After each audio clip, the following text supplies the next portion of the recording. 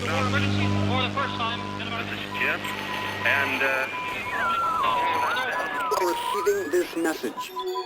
We are Ken Jennings and John Roderick. We speak to you from our present, which we can only assume is your distant past, the turbulent time that was the early 21st century.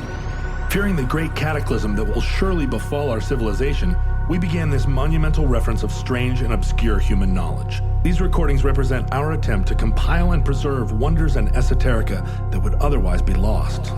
So whether you're listening from an advanced civilization or have just reinvented the technology to decrypt our transmissions, this is our legacy to you. This is our time capsule. This is the Omnibus.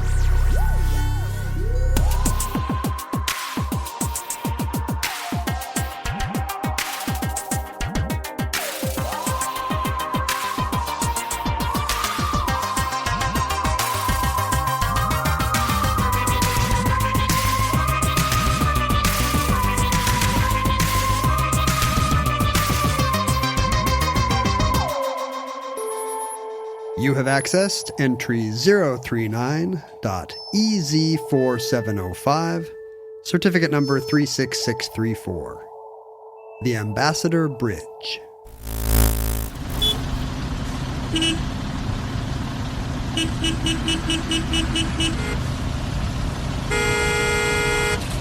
Now, I know you're a capitalist. Absolutely. And you believe strongly that capitalism is the best Do you not read my system. Do you not read my blog, Marxist Dad? I've got lots of tips for the Marxist dads out there. Marxist dads, what are some of your tips? It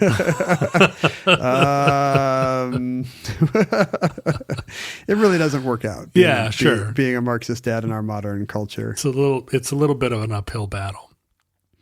But capitalism, I don't want to shock you or our future listeners to say that capitalism left unfettered often produces surprisingly inefficient results. You're not supposed to say that. I know. You want to think... I mean, I guess the libertarians weren't donating on Patreon anyway, so... No, that's true. They believe that we should lift ourselves up by our own bootstraps. I can't believe these guys want money for their show. So we're not going to lose any income by saying that we think this. But yeah, the 20th century has kind of been a series of... I mean, I know we have to see it as the failure of communism, but you can also see a bunch of terrible excesses of the capitalist way of life as well. Yeah, and one of the dangers of capitalism, of course, is monopoly. Right, monopoly is what results when one ambitious and avaristic capitalist decides to corner the market on a thing, a product or a service, and he's avaristic. Avaricious. Oh, yeah, that's right. Yeah, avaricious is the word. Avaricious sounds like a blaxploitation movie. I'd go see Avaricious. Avaricious. He's the private dick who's a sex machine to all the chicks. Yeah, avaristic. It sounds more like altruistic. He's part avaricious and part atavistic or altruistic. Atavistic. But there are plenty of instances in the 20th century and 19th century where we see that letting the market make the decisions doesn't always produce the most efficient results. I mean, I feel like we're living in a time where a small group of people have figured out how to make those rules work for them and only them. Yeah. Well, yeah, because money begets money, right? If you have money, you make money. And if you don't have money, you don't end up being on the side of, you don't end up being on the victor's podium, right? Even in court cases, I mean, it generally tends that money collects. But in the United States, transportation was often a way for money to accrue unto a family or unto a corporation, because the United States is a big country, and we produce a lot of goods and services, but also natural resource exploitation, like transportation, trucking, got to get it around, and trains and railroad shipping. Money, right? That's right. Like in my favorite book, Atlas Shrugged. Well, and in our, we've done a couple of omnibuses on the sort of various the way that the land was apportioned to railroad companies. Checkerboarding. checkerboarding is right. CF checkerboarding. Early on in the omnibus. So transportation ends up being, it's an aspect of the global economy that that becomes kind of invisible to us. I mean, we're very aware of trucks on the highway, of ships on the ocean, but the idea that it's all an interconnected infrastructural kind of web of that those trucks on the highway aren't just annoyances, they aren't just obstacles, and they aren't just point-to-point systems, but that, you know, ships lead to trains, lead to trucks, lead to vans, lead to your Amazon bringing you your little whatever Furby. The box of replacement staples I ordered in its own box with padding. Right. You can see how quickly store shelves empty in the case of an emergency, you know? Like if a city thinks a storm is coming or a blackout is coming or whatever, shelves are just empty within days. Well, within, hours. Hours. Same thing can happen with fuel. It happens with a lot of commodity. And you realize, you just assume there's always going to be every brand of marshmallow and every brand of cereal will be right there for you because we're entitled awful people. Right. Because of the corrosive effects of capitalism. Well, and you don't realize that 100 people, thousands of people have been working hard to make sure that got to you. And it's one of the most popular refrains in the post-apocalyptic crowd, the preppers and the bunker builders. They're quick to remind us what a fragile system that is, and quick to say, like, in the event of a catastrophic event, an earthquake, any kind of like breakdown of society, that once the grocery stores empty and don't fill back up again, we really are on our own, and the web is exactly that fragile. And I am totally that person who just thinks of the grocery store as an aquifer that will just keep producing marshmallows to the edge of the shelf, and no matter how many I take, they're just going to keep coming out the back. And that's not how supermarkets work. No, and in fact, my mom is the opposite. I mean, you would be maybe having heard a little bit about my mom. Futurelings would not be surprised to learn that at 85 years old, she has 4 years worth of stores in her basement bunker, duffel bags full of top ramen, and she had a hard scrabble upbringing. She did, and she's ready for the big one. She bolted her house to its foundation. She's said to me many times, like, I intend to help our neighbors, so don't close this blast door and lock it. We're the people we know in the neighborhood are also welcome in the bunker. And I'm like, Mom, that's not how bunkers work. It's not a bunker if everybody's in there. It's like one of those lounges at the airport. Yeah. The only fun is that not everybody can get in. She wants both sides. She wants to have food for our family for the 5 years it takes to reestablish contact with the outside world. But she also would never not answer the door. I had a bunch of drums of cracked wheat, but do you know what happened? What? I left them in your garage or your barn, I think, as a bit of set dressing. And now you sold your barn. Yeah, that's Somebody right. just inherited all my cracked wheat. The new owners have all the cracked wheat. Did you put that in the listing? Do you like Jeopardy? Do you like cracked wheat? Because how would you like Ken Jennings' bundle of cracked wheat? This is the barn for you. So yeah, if things go wrong, I'm just, putting my stuff in a bindle and walking to your barn. Yeah. Well, no, come to my new house because that's where I'm replenishing all the stores. Is that where the bunker is? No, the new bunker. But the system is more fragile than even even this, right? We think about a catastrophe, something that shuts the system down, and we're all frantically scrambling. But as you mentioned, we see in the event of a hurricane, we hear apocalyptic scenarios about the state of Florida all the time, where it wouldn't take much. It wouldn't take seas much higher than they already are to wash out whole communities there, or to isolate the entire state of Florida into or in the case of You're California, making this sound like a plan. Right, isolate. I've figured out how to do it. Then destroy. California is always, it seems like, just a few days from being in a truly desperate situation. But But our network is even more fragile in that the collapse of one or two bridges, one or two raggedy old bridges, would be enough to shut down commerce between, there was a freeway bridge that collapsed in Minnesota a few years ago in Minneapolis that was just an example of decaying infrastructure that hadn't been maintained. Everybody knew, right, that this bridge was kind of in bad shape. Totally shabby bridge, and when it collapsed, it had a dramatic economic impact on the region because it was a main thoroughfare where you just take it for granted that today rivers are not an obstacle, Right. And the past civilizations would have been built around the idea of rivers as impassable, impregnable. You got to have a ferry or a ford or something.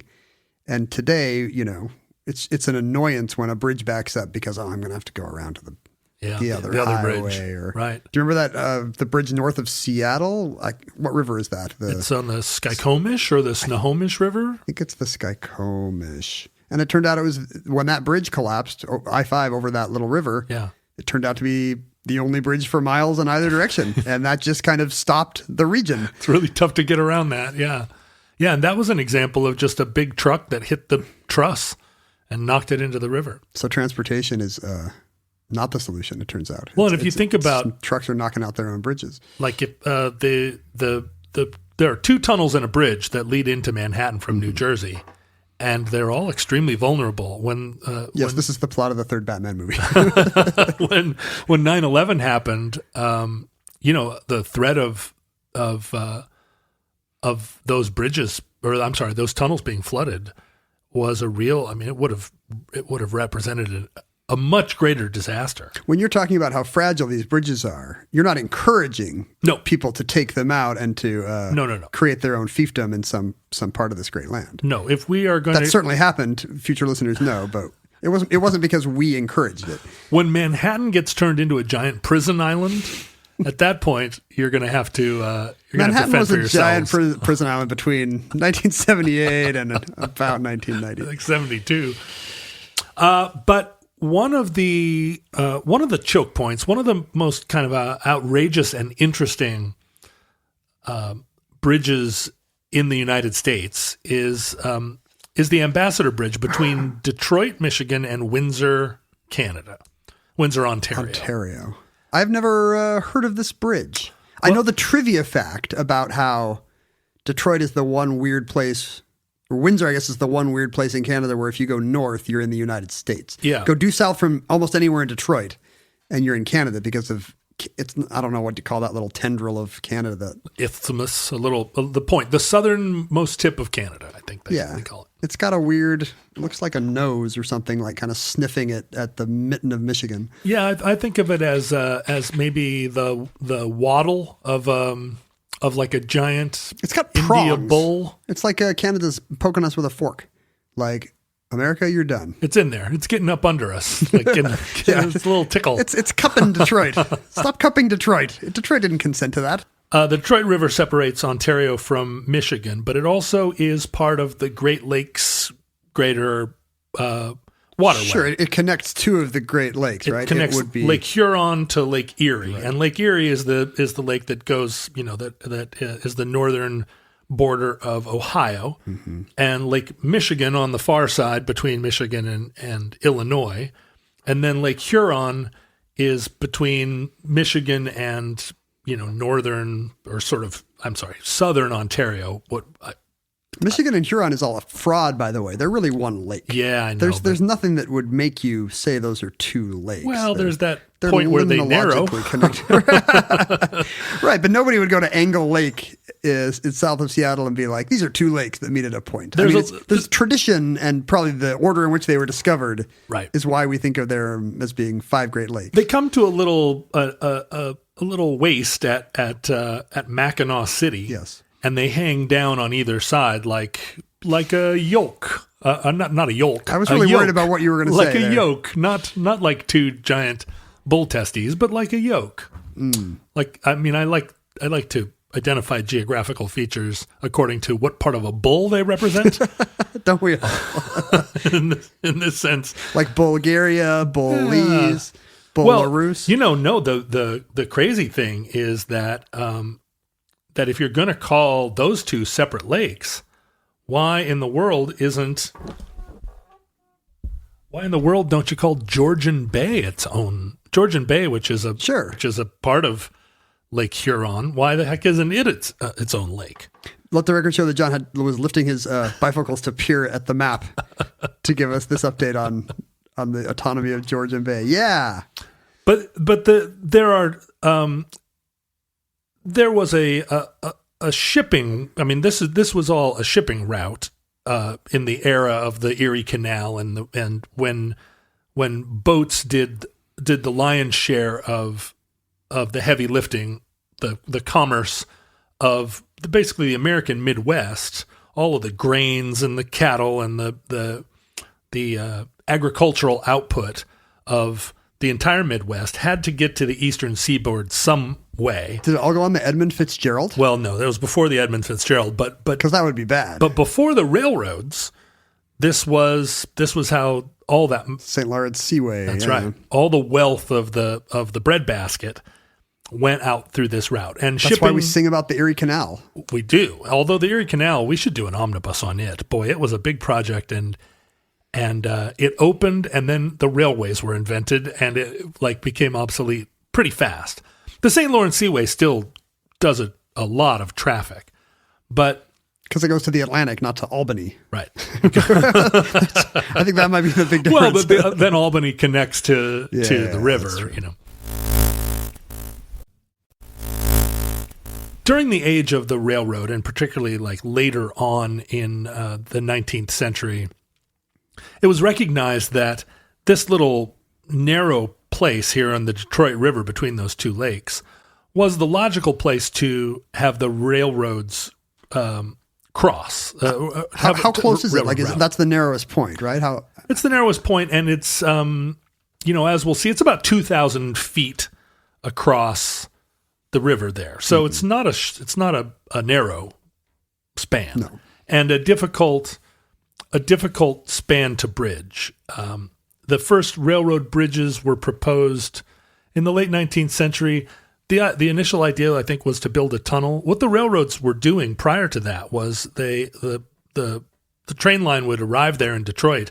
They would put the trains on barges, barge them across, and then put them back on the rails in Windsor and send the trains up to Toronto. And then, do you think the engineer stayed in the train east on the boat? Was he like toot toot? No, they'd put a new engine on. On either side. I bet you they still do that. The Alaska Maritime Highway puts whole trains on barges here in Seattle and ships them up and takes them off the other side, or at least did when I was a kid. I think probably still do. Are they now just taking containers off of flat cars, probably? Yeah, maybe. It's probably not big barges full of boxcars like it was when I was little. Barges full of boxcars. But it was a choke point, and it was recognized that this was this really slowed commerce. And the shipping interests that were using the Detroit River going north and south, bringing barges through as part of the St. Lawrence Seaway, they were not inclined to give any quarter to the railroads that were running barges east and west across the river. There was the railroads are the enemy, right? Right, a natural competition. Yeah. The first attempt to build a tunnel under the river was sort of, they started working on it in they started working on it in immediately after the Civil War, 1870. Oh, they attempted a tunnel before a bridge. Yeah, attempted a tunnel. 1870, that's really early for a tunnel that long, right? It was, and they didn't succeed. They got there and kind of couldn't finish it and bailed out of it. In a little bit later, well, simultaneously, but in the mid-1870s, they started discussing a bridge. The shipping interests refused to allow any plan that had piers in the river because it would impede the shipping passage. Oh, you can go around a pier. And so, so what it required was a suspension bridge that spanned the entire river, which was technologically just sort of above their pay grade at the time. Yeah, at the time, like what's the early suspension bridges? I mean, the Brooklyn Bridge is later, right? Well, that would have been around the same time. Sure, 70s or 80s. Looks like it's about the same time. They started building the Brooklyn Bridge in 1869, but it wasn't completed until the 1880s. But the East River is a much smaller span. The Brooklyn Bridge is how great a span is it? Also, the Brooklyn Bridge has piers. The main span is between those two piers is 1,600 feet. 1,600. Yeah. So this would have been a longer span than that, and they weren't able to put together a consortium of financing for it. It was sort of a pipe dream for a long time. In 1910, the Michigan Central Railroad and the Great Western Railroad sort of combined forces and were able to build a railroad tunnel under the waterway. But there were a lot of other railroad interests that converged at that point that were sort of kept out of. I mean, this was a private undersea railway and not one that had been made available to everyone. And it's international, right? It's an international crossing. It's a channel. It is a channel. And in fact, it was the first tunnel ever to connect two nations. Was crossing a border very informal back then? You didn't have to worry about... No, I think... There was no guy at a toll booth in the middle of the tunnel? I think the opposite. I think crossing a border then, there was a Mountie there that wanted to make sure that you had enough provision to survive the winter. But this was only the third sort of tunnel of its kind and the first to connect two countries. So it was a big event, but it still didn't serve. There was no car traffic. There was no pedestrian side to it. It didn't help anyone except one railway. Except for Michigan Central and the Great Western. And so it was not until after World War I that there was a renewed push to build a bridge, and the idea was Canada made a lot of sacrifices in World War I. The Canadians, the Newfoundlanders, the peoples of the maritime provinces, they made a great contribution in World War I, and a lot of men died. So there was an idea that they would build this bridge as a kind of memorial or a monument to the Canadian sacrifice. But this was also a time when Detroit was beginning to become an industrial center. It was the beginning of the American auto industry, and the communities around Detroit and across the river in Windsor were there were all these factories devoted not just to making cars, but making all the material that goes into making cars, all the support network of things. I guess I never thought about some of that spilling across the border, but Windsor became a big Canadian industrial hub, huh? It did, and in fact, there were a lot of auto makes that also were manufactured in Canada in Canadian factories. So you can buy American cars from this period, 50s, 60s, 70s. I'm sorry, not this period, but that'd be 20th century American cars that are Canadian made, have Canadian names, and look almost the same, but have slightly different headlights, taillights configuration. It's like when you go to Costco and the TV or the washer dryer or something has a different number, so you can't comparison shop. The manufacturer's like, sure, we'll sell you these, but it'll have like a weird nameplate on it. Is that right? Is that why I can't take my Consumer Reports page down to Costco? And they've thwarted you. Oh. You want to look at your little Consumer Reports page with the little circles and the half circles and the red give me the one that's the best buy every time. No, Amana doesn't want you to do that. Boo. So they did. They started working on the bridge sort of in that post World War I timepiece, and in 1929 they completed they bridged this span, and there was now an international bridge. At the time, it was the longest suspension bridge in the world. Did you say what year it opened? I missed 1929. 29. And it was only a few years later that the George Washington Bridge opened and surpassed the span, but it was briefly for.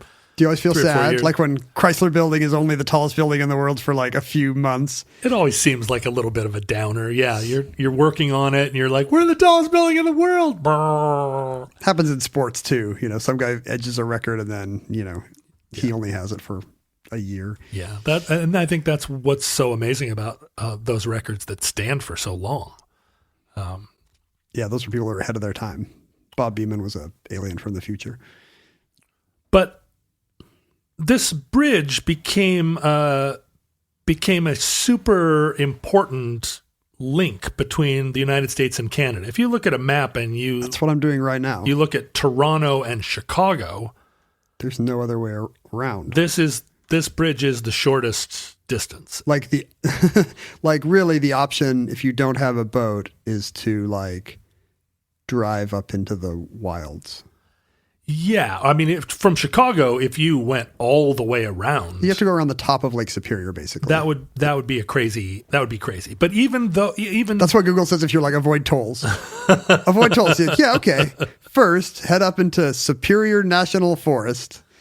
Now there are other bridges across that gap between Michigan and Ontario. That's what I was going to ask. Is there any narrower spot? There are other bridges, other tunnels. It must not have been. I mean, at the time, there must not have been because this was the Narrows. But since then, there's a bridge at Point Edward, I see. Yeah, there are other routes. They aren't the most direct route. And right in the center there is Lake St. Clair, which is a strange little... Always been a thorn in my side. Yeah, little pond that you have to go around. And in the case of, if you're coming from Chicago, and this is all happening pre-interstate highway system, but now after the advent of the interstate highways, like if you're on I-94 or you're on I-75... and you come to Detroit, it is not handier to continue on those freeways all the way up to Sarnia. So you got to go north of Lake St. Clair. Right. So this is the direct connection, and it goes. I mean, the Ambassador Bridge goes from downtown Detroit to downtown Windsor, and in fact, on the Windsor side, it just empties out in that delightful Canadian way. Right onto the streets. Like you get off, you're just like at a stoplight. And we see that here from Seattle going up to Vancouver, right? Where you're on this Oak Street or whatever it is that goes right through Vancouver. You're on the freeway, you know, and then you're all of a sudden you're just like in Vancouver. There's no, they elected not to. Yeah, the highway turns into, is it Oak Street? Is that what that is? Yeah. They elected not to build a freeway through the center of town. And so if this is the artery between a major American city and a major Canadian city, is it a nightmare? Does that thing back up? Well, it does. The Ambassador Bridge over time became such a necessary artery that today it carries, if you can fathom this, 25% of all trade between the United States and Canada. Whoa. Who are major trading partners. So people don't understand this, even in our time. Canada is our biggest trading partner by far, dwarfing China or anybody you would think of as our number one trade partner. 1/4 of that trade goes across this bridge. And which is astonishing, and made more astonishing by the following fact. The bridge is privately owned. Wait, what? Today? It was built as a private enterprise, right? It was sort of funded by a group of people that raised the money to put it together. And we're very sad about Canadian wartime heroes. And Canada chipped in, and America chipped in, and it was kind of freewheeling times before the stock market crash of 29. All of this was happening in the go-go years. People were singing "We're in the Money" as they built this bridge. And it was owned by the Bowers family for a long time, and they fell kind of on hard times at a certain point and took the bridge public, started selling stocks, and a little fellow that you may have heard of who runs a company called Berkshire Hathaway. Oh, is that right? Does Warren Buffett controls the bridge? Are you aware of this guy, Warren Buffett? Does he live in a little house above the bridge like the people that raise the basketball bridges here in Seattle? Warren Buffett started buying stock in the bridge because he is part of his... He's a savvy guy. He's a savvy guy, and he understands that transportation is... 25% of all trade to Canada. Yeah. So he started buying stock in the bridge. This is now, we're talking about in the late 70s. The bridge must be a toll bridge. Otherwise, it's hard to see what the profit motive is today. Yeah, it is. It's a toll bridge. It must just be a money machine. Well, it is. In fact, it makes tens of millions of dollars a year. But at the time, the late 70s, it was kind of a depressed time and things were sort of generally falling apart across the country. But a man by the name of Manuel Maroon, who was a Detroit trucking scion. His father was a Lebanese immigrant who owned a couple of gas stations in the Detroit area, and over the course of several decades, the family was pretty savvy. They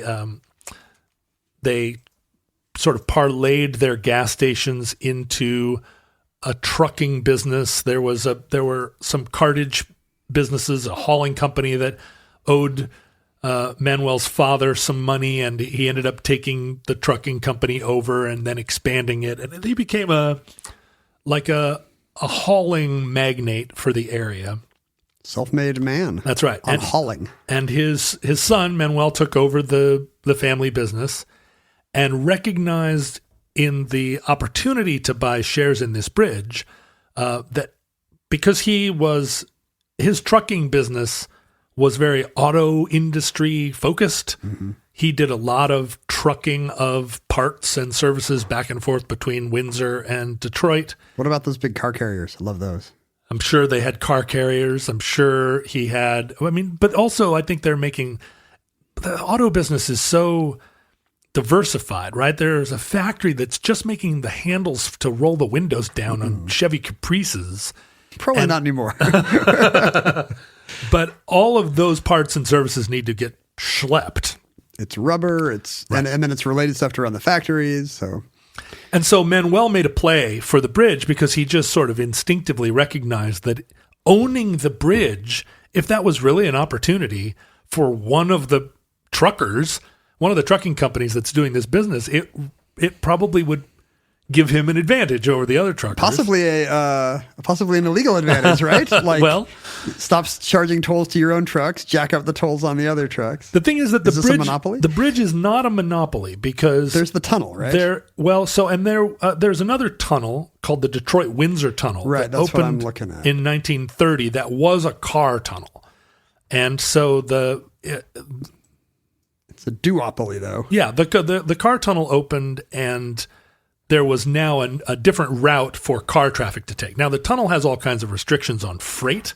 You can't take explosives and also I think there's a lot of limitations on any kind of trucking you can take through there, commercial trucking. Size-wise? But you can drive cars. And so technically, the bridge doesn't represent a monopoly. But from the standpoint of trucks and trucking, it's really the only viaduct there. Mm-hmm.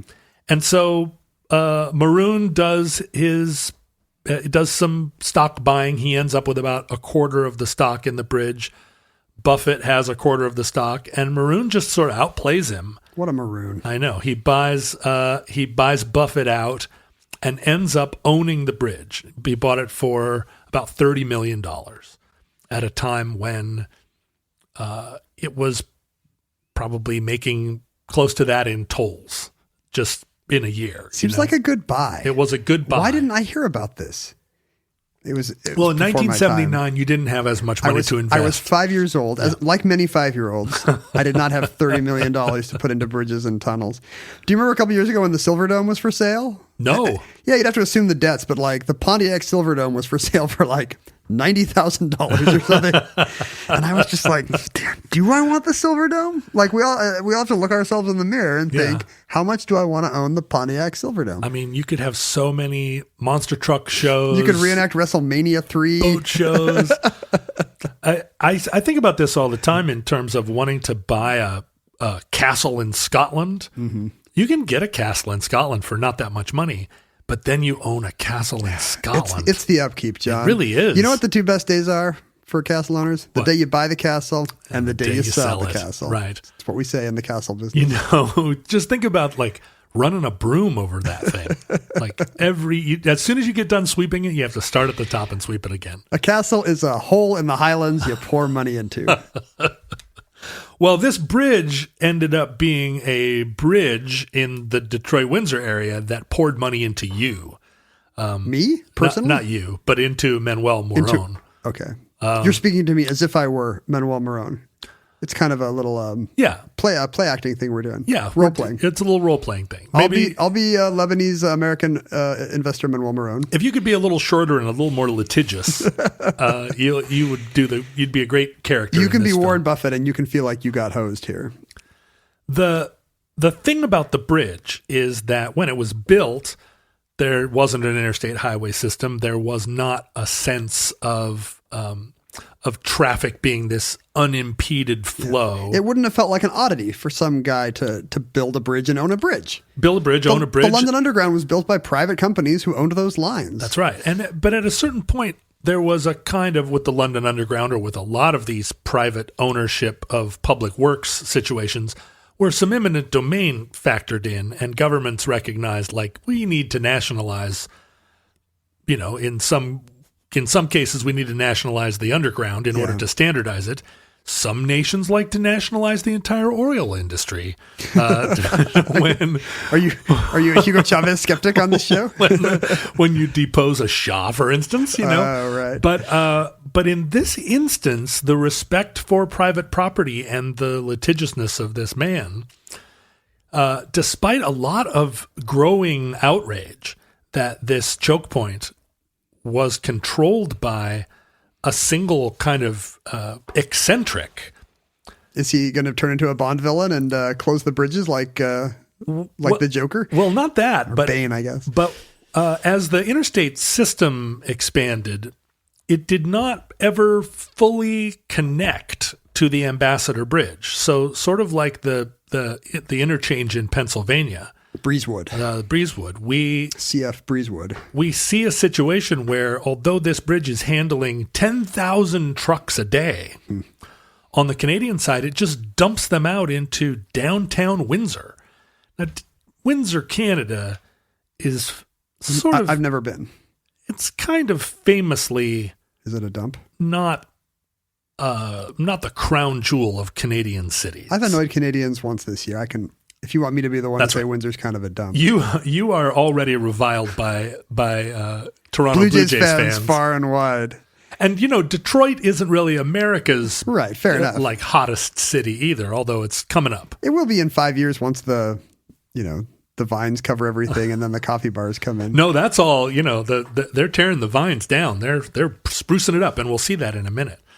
But there were many, many attempts to build what were called gateway plazas that were going to direct traffic onto and off of the bridge.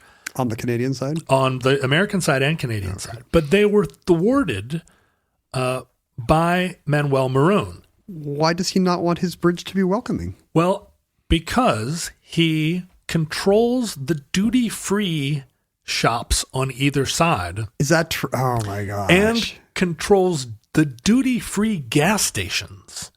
Now, why are there duty-free gas stations? Well, that's a really good question. Was some kind of this was negotiated in the? It's just a quirk of the way the land on either side is owned and the way it's administered.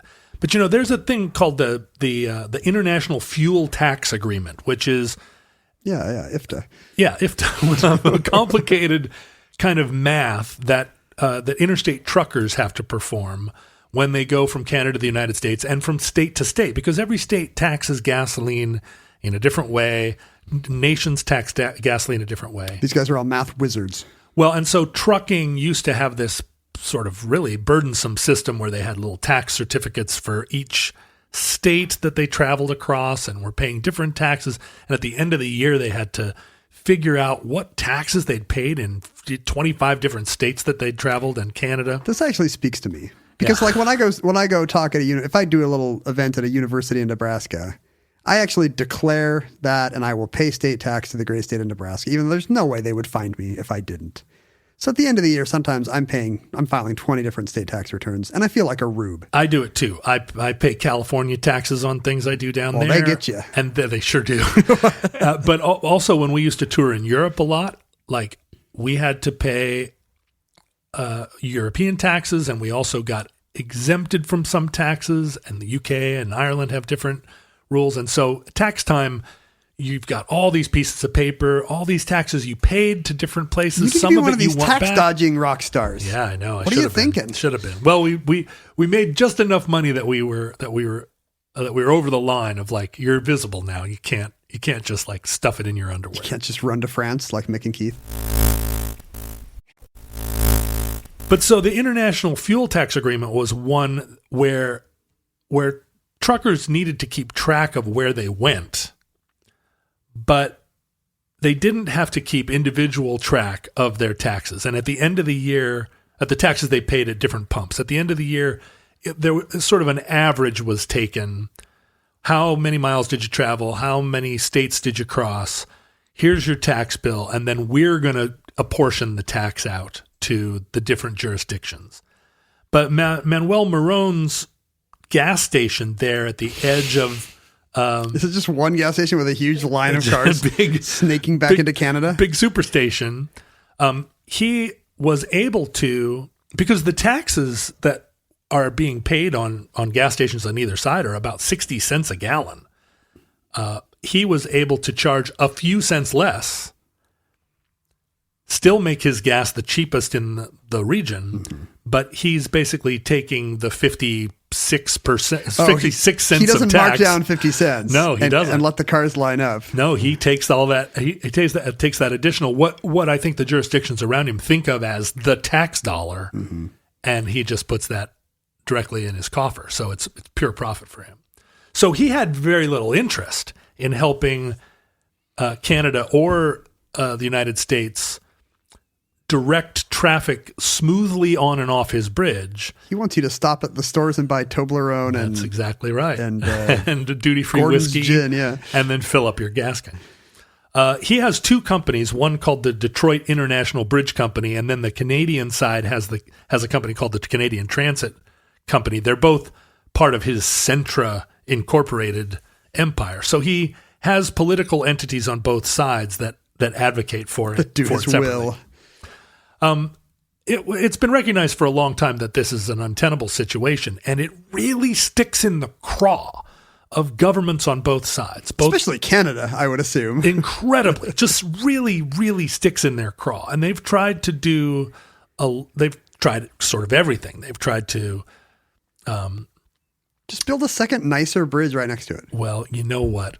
That is ultimately their plan. That would be hilarious. The problem is that what we forget in the United States a lot as Canadians kind of puff up their shirts and talk to us about their liberal democracy and their free healthcare is that Canada is full of conservative Tea Party wingnuts, just like the United States. Anti-tax people, crazy sort of like gun-toting. I mean, they don't tote guns quite the same way. But 20 minutes outside of any major Canadian city. And so there's been a lot of resistance to the idea of building a huge government bloated project to duplicate something that's already working. To duplicate this working thing just to cut out this guy who's making an honest buck. What happened at 9/11 really put in bold relief the problem, which was that everybody saw immediately, I mean, within an hour of 9/11, attention had turned to the Ambassador Bridge because of its rare position as the kind of economic linchpin. If you wanted to do damage to the American and Canadian economies, all you'd have to do is take down this rickety old steel bridge, and we're talking about billions of dollars a week in revenue lost. And so the bridge became... Too bad people were fixated on the skyscrapers. Well, I know. There were a couple of things they could have... the 9/11 hijackers, again, I'm not suggesting that you try this, but there were a few places they could have targeted. I get the symbolic value of a big phallic skyscraper, but they really were fixated on it, from before the truck bomb in the 90s, just this... what we think of as kind of an ordinary American skyscraper, maybe because it has world in the name. It's World Trade Center. But the hijackers wanted to blow up the Pentagon because I don't know what, because it was like an FU. Mm-hmm. But if they had directed a plane to the Ambassador Bridge, they would have done a lot more harm. So the Ambassador Bridge suddenly became a security concern, and the state of Michigan National Guard flooded on there with machine guns. All of a sudden, they needed to stop every single car and truck before it went over the bridge to search it to make sure that it wasn't filled with explosives. And so in the months after 9/11, the line to cross the bridge was 12 hours long. Oh, man, you missed that kind Mountie. You really do. The kind Mountie era. The KME is over. And I remember it too. I remember being on tour before 9/11, where you drove into Canada and you didn't even really put on the brakes. You just kind of waved and they were like, howdy, neighbor. And then after 9/11, where all the Canadian border guards were dressed in black camo with like submachine guns, and they were like, get out of the car. You're in a band, you say? What kind of band? But the tunnel too, this was a choke point on both the tunnel and the bridge. But again, all the truck traffic really had to go across the bridge. And so in this moment, the recognition that it wasn't just that this was a monopoly, but the bridge is extremely narrow. It's not a 6-lane highway bridge, right? It's a bridge that was built in 1929. Oh yeah, I guess it's just two each way. It's two each way, and so it was. Traffic was down to one lane because of Marone's resistance to build these plazas. There wasn't room or any setup to build a giant sort of... You still see it in airports that had no place to put the new TSA stuff. Right. So stuff spills down, like in Newark, it spills down the side of a hallway, because there's nowhere to put the line. Yeah, remember that period when they were just putting false walls up and like, right. Okay, well, this side is secure and that side's not.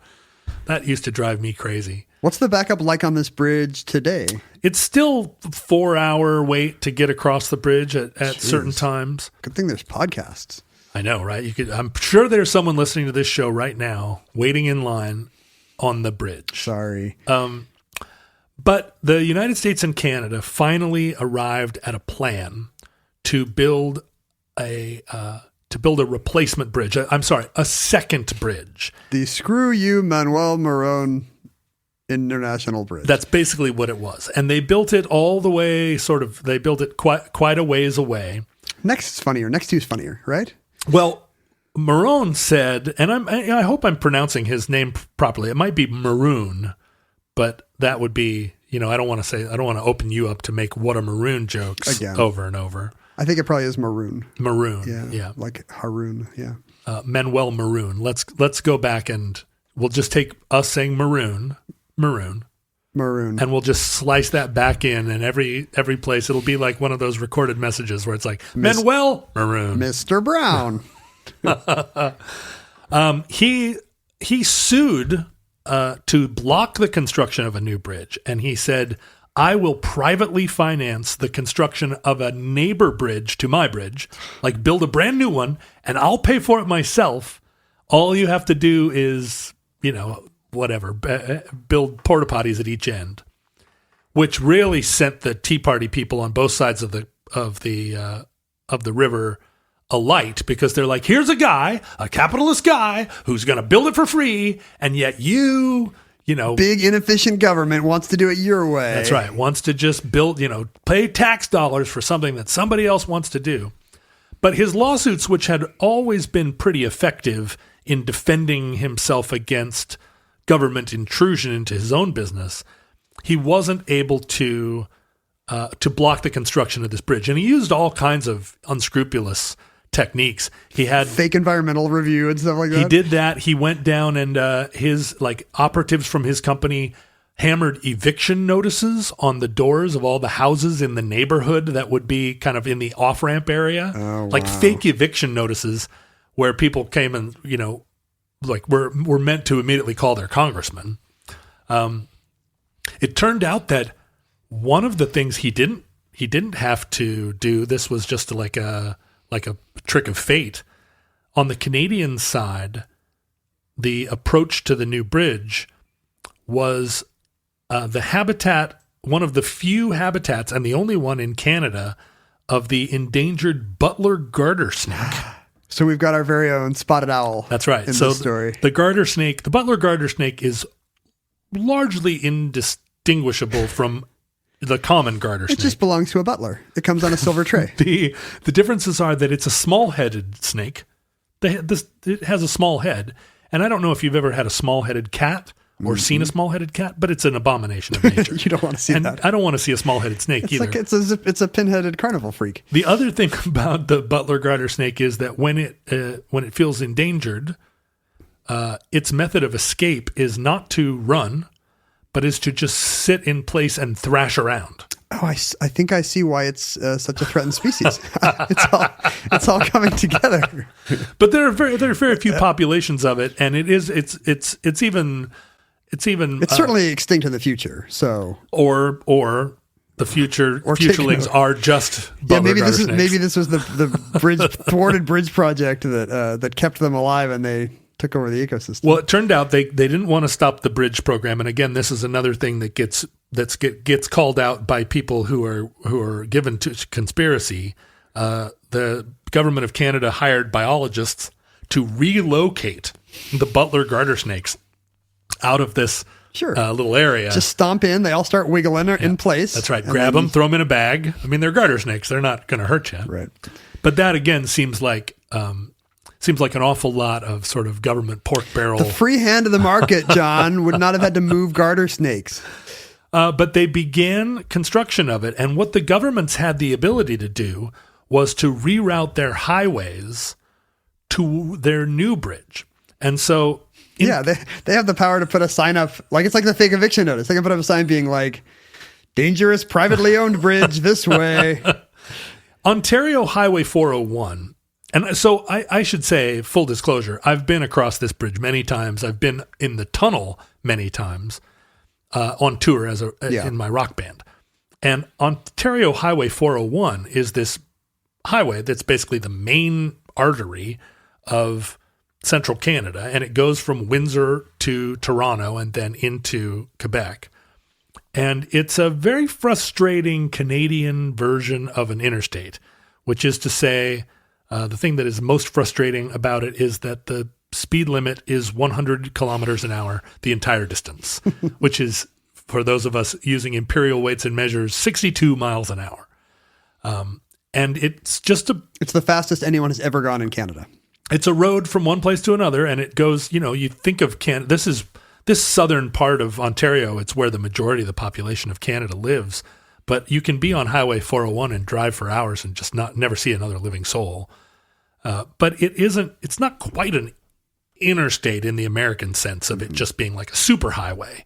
It's sort of more like what we would call a state highway, or in portions, right? There are other portions that are built up. And it looks like it just ends by an aluminum plant by the Detroit River. It does. And in fact, in Toronto, within the city of Toronto, Highway 401 is the busiest road in North America. I've heard that. Yeah, I've been on it. Yeah, I mean it's a true highway there, and a big fat one. But out in the country, it's just a place that trucks go. But the Canadians have been routing 401, and on the American side, they've been routing I-96 and I-75 toward this new bridge and building giant plazas and giant access roads to it, all the while being sued by Maroon. So they can't build the actual bridge. Right, but they're building these sort of what people love to call highways to nowhere. Mm-hmm. Meanwhile, the only way through is through poor, long-suffering downtown Windsor. He's a troll. He's literally a troll with a bridge, and he's making everybody answer riddles. And he is making. They're estimating that the new bridge will make $70 million a day in toll revenue. Jeez. Doesn't that mean? Wait, not a day. $70 million a year. I'm sorry. $70 million a day, that would be ludicrous. But I'd build the bridge for $70 million a year. I'd just build it and tear it down in a week. I got my $490 million. That's I'm right. Good. What the hey? It's like you can't lose. I'm good to go. That's so dumb. I can't believe that I said it. But $70 million a year. Is there a completion date or? So they have only. So there were a lot of lawsuits. There was a lot of. Just your typical kind of, what are we going to do about this garter snake? What are we going to do about who's going to own this?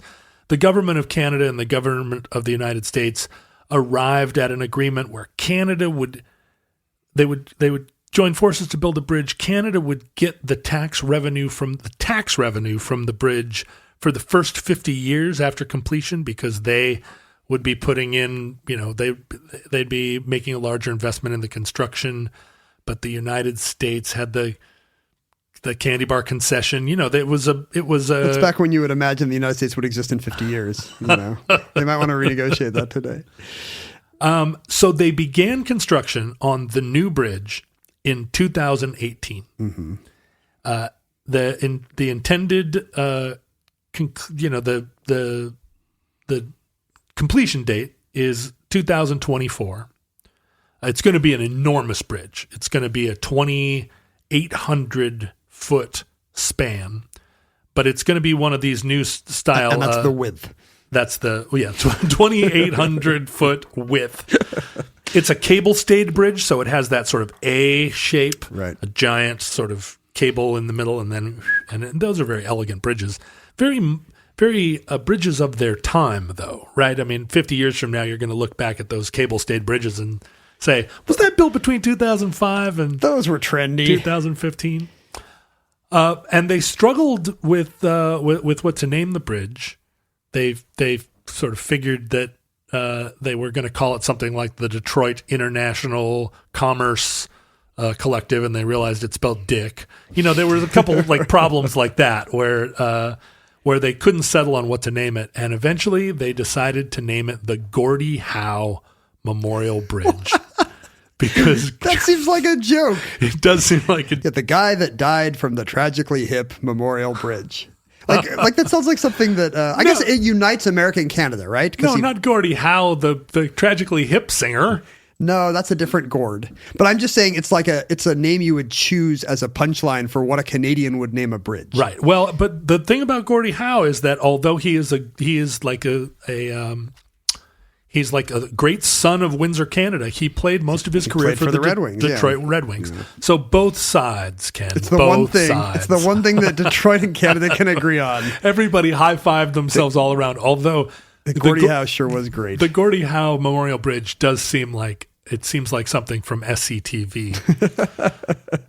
What's interesting right now is that by some quirk of SRO Google ranking, if you put in Detroit Bridge into Google, into a search engine, you get the Ambassador Bridge. If you put Detroit Bridges, the first thing that pops up is the Gordie Howe Bridge, and it pops up like a big, like, would you like to map to here? It has the whole suite of internet like validation, like the Gordie Howe. Are you looking for the Gordie Howe Bridge? Even though it does not yet exist. It does not exist, and for 5 years will not exist. Vaporware. But they have begun. They've built the entrance plazas. They have on the internet as well. They've begun the project of Xing out the Ambassador Bridge and eliminating Manuel Maroon's sort of oligarchical hold on commerce in the Western Sphere. The thing is that they can't take away his 2-cent discount on gas. And that concludes Infrastructure Week here on the Omnibus. The Ambassador Bridge, entry 039.EZ4705, certificate number 36634 in the Omnibus. In the unlikely event that social media still exists in your era, you can find the archives of our work at Omnibus Project on any platform you can think of. John was at John Roderick. I was at Ken Jennings. Hopefully that stuff survives to see the completion of the bridge in, 4 or 5 years? Yeah, 5 years. But it's not a lock for sure. I mean, it's not done until it's done. Until you break that champagne, until you cut that ribbon. Also, Manuel Maroon Manuel Maroon is an old man now, but he's got a son who's also knows a bunch of lawyers. He outlived Gordie Howe. I guess the thing is that Gordie Howe died in 2016, probably right around the time that they named the bridge. So that's the time of maximum Gordie Howe grief. That's right. In Detroit and in Greater Canada. Yeah, they could have named it the Brian Boitano Bridge, but Elvis Stoico International Plaza. I was in Volunteer Park in Seattle the other day, and I was reminded that the park was built on the eve of World War II, but to honor the last veterans of the Spanish-American War. Yeah, that's right. Those were the volunteers. Who are, and I bet a lot of cities have volunteer stuff named for the Spanish-American War volunteers. Well, any city that has a Union Park, a Union Plaza, a Union Station, those were all named during or immediately after the Civil War. So the Civil War we still remember. Yeah. For obvious reasons. Spanish-American War. But I was kind of thinking the nostalgia here for the Spanish-American War did not really pan out. Well, cities like Seattle that in 1896 were just experiencing their first flourish, they're looking for their version of Union Station, right? It seems they're a little bit late to the party to start calling things, the General Grant Elementary School. So it's like, what have you done for me lately? I do like the idea of putting up new statues to General Grant or whatever, just to counteract the Confederate statue thing. If they won't tear theirs down, do what the government's doing. Build a second bridge. That's right. Build more northern statues. Put a statue. Put them on public land in the middle of Atlanta and Memphis, and a statue of Sherman. Yeah, right in the middle of Savannah. Facing Robert E. Lee across the same plaza. Just General Sherman with his hand in his jacket. And it's like the volcano in Vegas that goes off every hour. He shoots a flamethrower at General Lee every hour. Why don't we do that? He has a confetti cannon that just. Poof. It's like Vegas Vic, the big neon cowboy, but it's General Sherman. John was on Instagram as well. On Facebook, a thing we all deplore. There was one bright shining corner of it for the futurelings. We encourage you to look up that Facebook group or its analog on Reddit. You could send us physical artifacts via email. John basically has a side business reselling your dead grandparents' stuff on eBay. Yep. So make sure to send him all the cool stuff from the attic. Listen, I just bought a mid-century modern house, and so although I would love your father's or grandfather's pocket watch. What you want is your dad's Eames chair, right? I do. I want some Eames chairs. I want any kind of old bullet-shaped light fixture or Sputnik-oriented house accoutrement. If it's in your house and it's shaped like Sputnik and you haven't sent it to John, you're not a real fan. Any kind of fan. Apollo or Gemini or Mercury space program ephemera. If it looks kind of like a monorail, please send it to John Roderick, care of Omnibus Project, P.O. Box 55744, Shoreline, Washington 98155. You don't have to send me any of your junk. I'm good. No, Ken's fine. You could send us email if that's the more convenient way. Like if you want to send us a photograph of your Sputnik-shaped stuff, you could do that. Send that to theomnibusproject@gmail.com. Really, the best way to support this endeavor and the time capsule it provides of knowledge to the people of the future, who otherwise will not know who Gordie Howe is, would be to donate of your substance. Please, if you can make any kind of financial contribution, we would really appreciate that, and it would ensure the longevity of the Omnibus.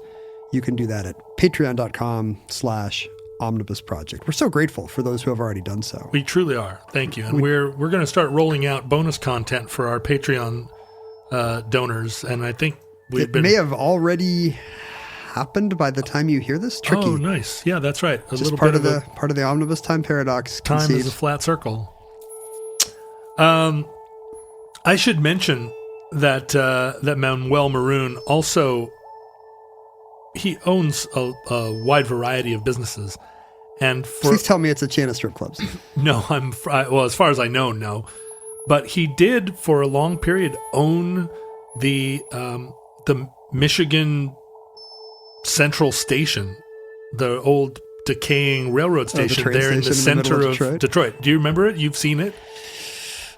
I've been to that part of town. I don't know if I've ever been in the station. Well, you wouldn't have been in it. Oh, you can't? It's a 13-story building that until recently was completely blown out. All the windows were gone. It was, it was crumbling into the ground. And Maroon bought it at a time when he could. I went to that station when it was still an operating train station. The first time I went to Detroit was 1986 and was traveling by train. So I saw it in its crumbling decline. Maroon bought it. Amtrak moved out in 88. I guess he bought it after that. And he's one of these negligent landlords, right? He just let the station fall apart. He owned the Roosevelt warehouse, which was this giant old beautiful warehouse right in that same neighborhood, just let it fall completely to ruin. He just recently sold the Central Station to Ford. And Ford has a plant. Going to put a plant there? Yeah, not a plant. They're rehabilitating it as, like a lot of these businesses now are getting into real estate because that's really all they have. Like Sears can't make a living as a department store, but they own a lot of land, like trillions of dollars of condos and yoga studios on. Right.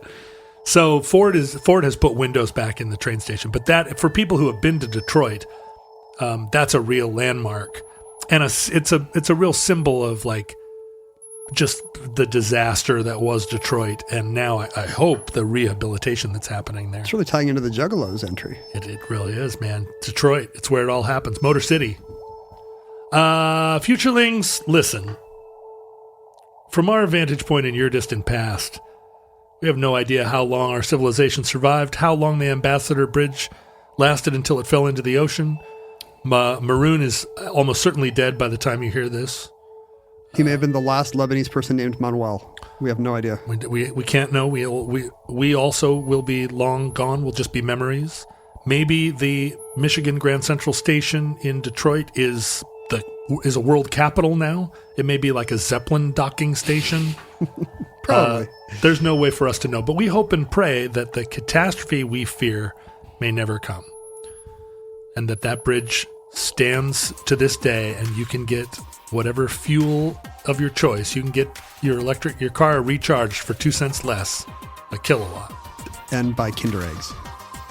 If the worst comes soon, this recording, like all our recordings, may have been our final word. But if Providence allows, we hope to be back with you soon for another entry in the Omnibus.